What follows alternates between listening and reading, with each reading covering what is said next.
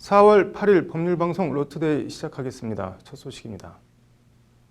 오늘 경기도 고양시 사법연수원에선 2019년도 첫 전국 법관 대표회의가 열렸습니다. 지난해 법관회의가 상설화되고 첫 전체 회의인데 오늘 법관회의엔 김명수 대법원장이 참석해 축사를 겸한 인사말을 했습니다. 대법원장의 판사회의 직접 축사는 이번이 처음인데 어떤 발언을 했고 함의는 무엇인지 현장을 다녀온 신세아 기자가 짚어봤습니다. 오늘 열린 제3기 전국 법관 대표회의 1차 회의엔 각급 법원에서 선발된 125명의 대표 판사들 가운데 5명을 제외한 120명의 대표 판사들이 참석했습니다. 김명수 대법원장은 대법원장으로는 처음으로 판사회의에 직접 참석해 인사말을 했습니다. 판사회의에 전폭적인 힘을 실어주려는 행보로 풀이되는데 김 대법원장은 대표 판사들을 앞에 두고 먼저 사법행정권 남용 재판거래 의혹 검찰 수사와 재판에 대한 입장을 밝혔습니다. 우리가 그동안 사법행정을 재판 지원이라는 본연의 자리로 되돌리기 위해 기울인 많은 노력은 과거의 잘못을 탓하기 위함이 아니었다. 과거의 잘못을 되풀이하지 않기 위해서 지난날을 알아야 했고 과거로부터 교훈을 배워야만 했다는 것이 김 대법원장의 말입니다. 김 대법원장이 사실상 검찰 수사를 용인해 사태가 이 지경까지 확대된 결정적 단초를 제공했다는 법원 일각의 불만과 반발을 의식한 발언으로 풀이됩니다. 김 대법원장은 그러면서 일부 판사들에 대한 과도한 비난에 대해서도 분명한 경계의 목소리를 냈습니다. 재판 결과에 따라 법관 개인의 신상이나 성향에 대한 근거 없는 공격은 공정한 재판을 위한 법원의 노력에 아무런 도움이 되지 않는다는 게 김 대법원장의 말입니다. 김 대법원장의 이런 발언은 법원 내 자신에 대한 일부 불만과 비판을 잠재우며 법원 바깥에서 법원을 흔드는 시도에 대해서도 단호히 경계하는 다목적 포석으로 풀이됩니다. 김경수 경남지사의 법정 구속으로 해당 부장판사에 대한 정치 공세와 압박이 이어지면서 지금 사법 독립 침해 우려까지 불거지고 있는 상황인데요. 여기에 대해서 일종의 경고성 메시지를 던진 것이 아닌가. 김 대법원장은 그러면서 우리는 이제 과거에서 배운 교훈을 밑거름 삼아 미래를 봐야 할 때라며 언제나처럼 좋은 재판을 강조했습니다. 사법부의 이상은 누군가가 대신 성취해주지도 않을 것이고 몇몇 사람이 앞장서 목소리를 높인다고 얻어지는 것도 아니다. 변화를 두려워해서도 안 된다. 우리 법원이 국민이 바라는 법원으로의 변화를 스스로 이끌 힘이 있다고 굳게 믿는다는 게 김 대법원장의 말입니다. 김 대법원장은 그러면서 국민이 바라는 재판을 잘하는 법원으로 나아가기 위해 함께 힘을 모아달라고 호소했습니다. 사법농단 너클자로 대표되는 과거의 사법부와 완전히 절연을 선언하고 상설화한 판사회의를 지렛대와 우군으로 소진된 개혁 동력을 확보하려는 의도로 해석됩니다. 하지만 법조계 일각에선 구체적 대안이 아니라 좋은 재판이라는 추상적 구호만 되풀이하는 것 아니냐는 지적도 있습니다. 좋은 재판이 어떤 것이냐에 대해서는 구체적인 내용이나 알맹이가 없다라는 비판을 많이 받아왔고, 현재로서도 구체적인 해결책은 이제 법관 대표회의에 일임하겠다라는 듯한 자세라서 그 부분은 조금 실망스럽지 않나. 김 대법원장의 인사말이 끝난 뒤 판사회의는 회의를 열어 오재성 전주지법 부장판사를 전국 법관 대표회의 의장으로, 김동현 인천지법 부장판사를 부의장으로 각각 선출했습니다. 의장단을 선출한 판사회의는 오후엔 형사 전문 법관제 등 법원 개혁과 관련된 논의들을 이어나갔습니다. 김명수 대법원장이 강조하는 재판 잘하는 법원을 위해 형사재판에서 법관의 전문성이 필요하다는 그간의 논의가 올해 첫 회의를 기점으로 관철될 수 있을지 주목됩니다. 법률방송 신세아입니다. 19살 사회 초년생이 택시에 치여 전치 11주의 중상을 입었습니다. 그런데 택시기사가 형사 판결 사흘 전에 찾아와 감옥 가게 생겼다면서 민사소송을 제기하지 않겠다는 일종의 합의서에 도장을 찍어달라고 해서 얼떨결에 찍어졌습니다. 이 사회 초년생은 위자료나 일실 수입 등을 제대로 받을 수 있을까요? 법률구조공단 사용 설명서, 오늘은 교통사고 피해자 구조 사례입니다. 김태현 기자입니다. 2014년 만 19세였던 박모군은 주차된 차들을 피해 1차로에 정차한 버스에서 내려 2차로를 가로질러 인도로 가다 택시에 치여 전치 11주의 골절상해 등을 입었습니다.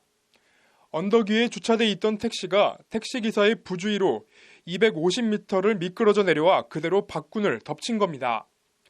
업무상 과실치상죄로 기소된 택시기사 강모 씨는 형사 판결 사흘 전 박군을 찾아가 각서를 써달라고 요청했습니다.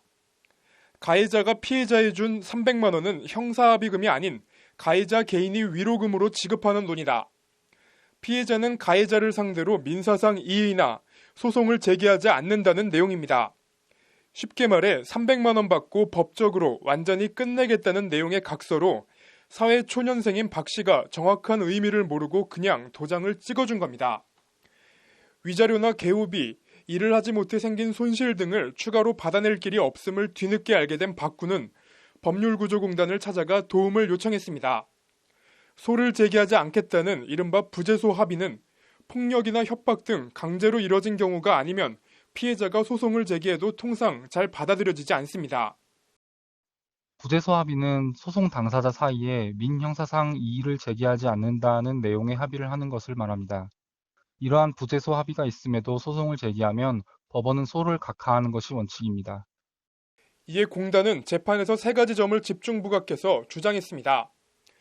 우선 교통사고 전치 11주 중상에 300만 원 받고 민사상 이의나 소송을 제기하지 않기로 합의한 것 자체가 극히 이례적이라는 점, 그리고 가해자는 오랜 기간 택시 운전을 한 사람이고 피해자는 만 19세의 사회 초년생으로 이러한 합의는 현저히 공정성을 잃은 것이라는 점을 강조했습니다.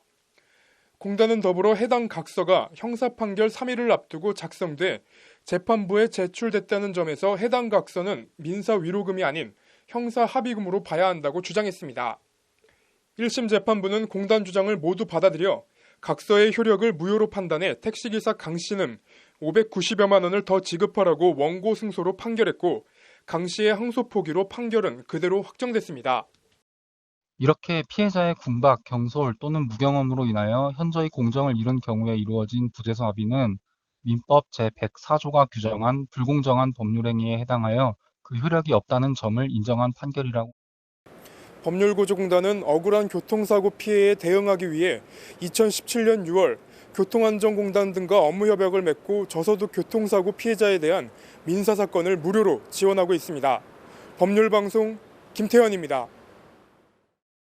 남양유업 황하나 씨의 마약 사건에 연루된 공범 피의자 2명이 오늘 경찰 조사를 받았습니다. 남승환 변호사의 시사 법률 재벌 3세 마약 얘기 보겠습니다. 남 변호사님, 오늘 2명 더 경찰에 불려와서 조사를 받았다고 하는데 어떤 사람들인가요? 네, A 씨라고 하는데 네. 누군지 모르겠지만 2명입니다. 황 네. 씨와는 지인 관계라고 하고요. 네. 두 사람은 2015년 5월, 6월경에 함께 필로폰을 투약한 혐의 등을 받고 있습니다. 네. 둘 다 여성이고 네. 연예계와는 별다른 관련이 네. 있지 않은 것으로 알려졌고요. 네. 다만 이 2명은 전부 혐의를 부인하고 있다고 알려졌습니다. 지금 체포된 황하나 씨는 어떤 입장인가요? 예, 6일 오후에 열린 영장실질심사에서 연예인인 네. 지인이 권유해서 하게 됐다 이런 취지로 진술했고요. 네. 영장심사 날에 마약을 공급한 혐의도 인정하느냐 이렇게 물어보는 질문에 대해서는 아니라고 답변했고 네. 그 소위 네. 아빠랑 베스트 프렌드라고 하는 그 경찰청장이 누구냐 이렇게 네. 질문하니까 없다 이렇게 짧게 답변했습니다. 네. 황하나 씨는 그런데 마약 연루가 이번이 처음이 아니죠? 네, 2015년 11월경에도 마약관리법 네. 위반 혐의로 입건됐었고요. 네. 그때 수사를 담당한 종로경찰서는 별다른 증거가 없다는 이유로 네. 불기소 의견으로 검찰에 송치해서 그대로 무혐의 처분을 받았습니다. 네.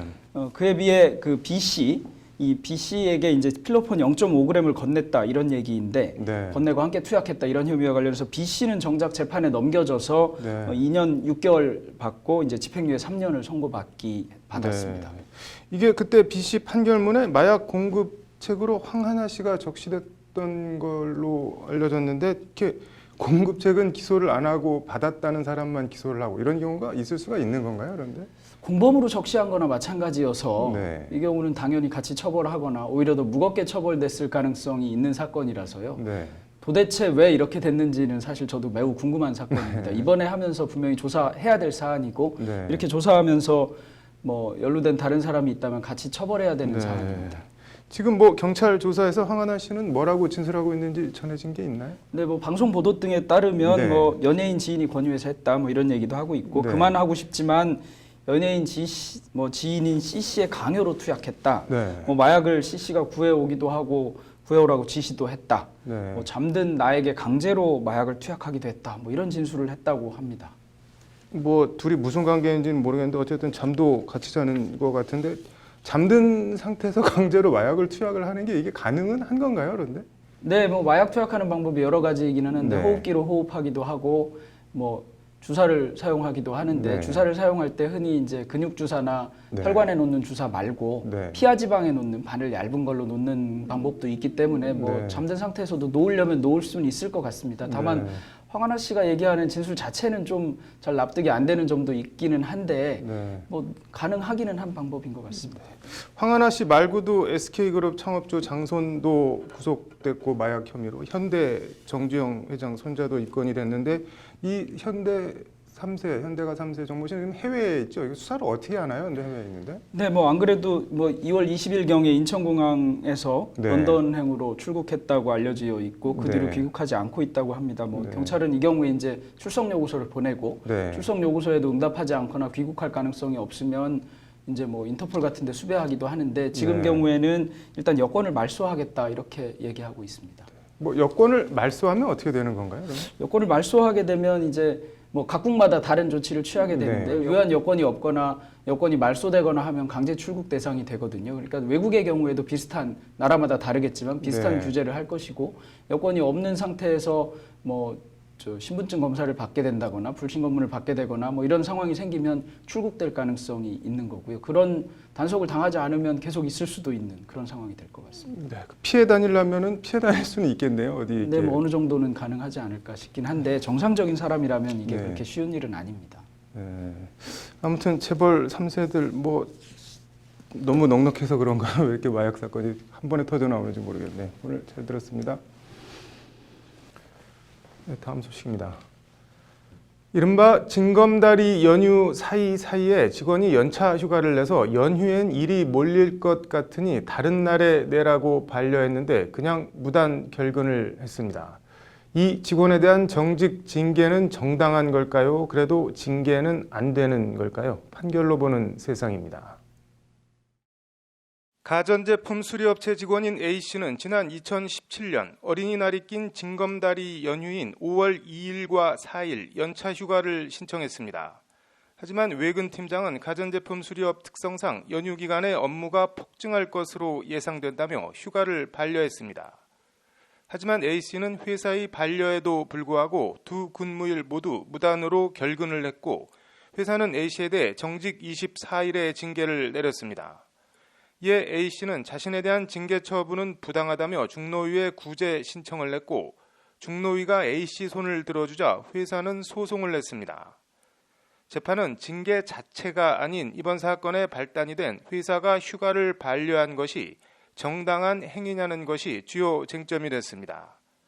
1심 재판부는 회사 손을 들어줬습니다.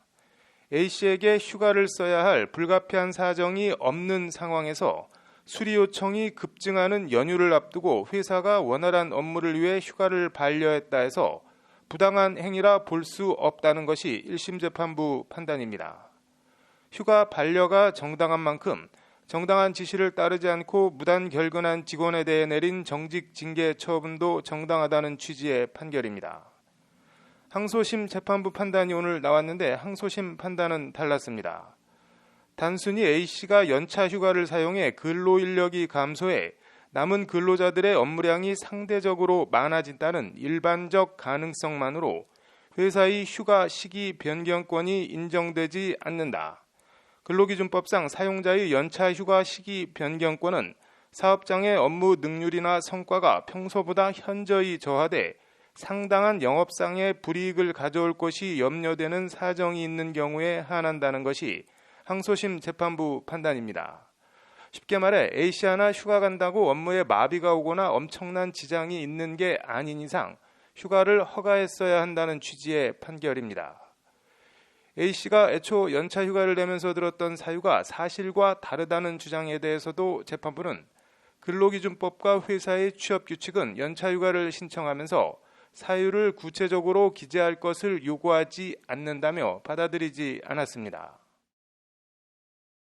법적으로 어떻게 되든 판결문을 보니 해당 직원은 징검다리 연휴 사이사이를 콕 집어서 애초 휴가 사유도 사실과 다르게 만들어 휴가계를 낸 모양입니다. 회사 입장에선 좀 얄밉고 괘씸하게 생각할 만도 할 것 같습니다. 그렇다고 회사가 원하는 시기에 휴가를 가야 한다는 말은 또 절대 아닙니다. 노동자의 쉴 권리에 대해 대법원이 어떤 판결을 내릴지 궁금합니다.